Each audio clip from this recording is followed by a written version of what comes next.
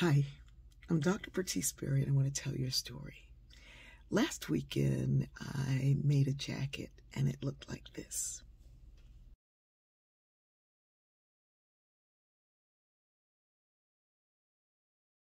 Now,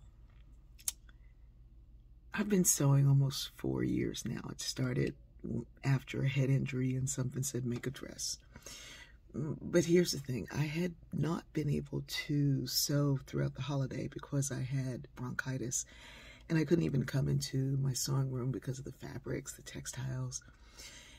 The week before, I made a dress and a scarf for myself, and a dress and a little coat for my granddaughter. I did most of that on Sunday morning before church. And then last weekend, I came up and I made that jacket, and I made a dress. And actually, there's just one more tier I want to put on the dress. But here's the thing that I want to tell you about. The jacket, I had never made a jacket like that before. And I knew I don't sew with patterns. I don't make patterns. I don't use patterns. But I knew what I wanted it to look like. Normally, when I'm sewing when I cut, I will mark my fabric with a piece of chalk. Well, I was up here and I couldn't find my chalk. I couldn't find my chalk. So it was like, yeah, but you can see it. You don't need to worry about your chalk. You can see it. So I just started seeing it. I don't measure anything. I don't so I kind of put my finger where I thought every cut should be. And this is going to be the sleeves, and this is going to be the collar, and this is going to be...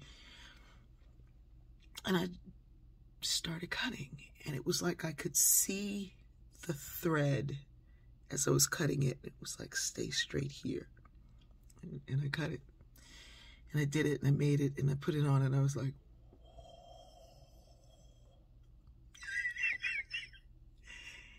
so I began to think about it. If in my mind's eye, I can see the end product at the beginning without having done it before, and then do it, what else could I do that with? I think that there's more in us than we know. Now, obviously, from sewing everything that I wear for the last 4 years, I've gotten better, and I've learned some skills and some things that I didn't know. But I only had a little bit of that fabric because it was spendy. They told me the price. I was like, oh, okay. And so I had to make each piece work, and it just did. And I think all of us have skills and abilities and ideas, and maybe the first thing won't be so amazing. It will be wonderful because you did it.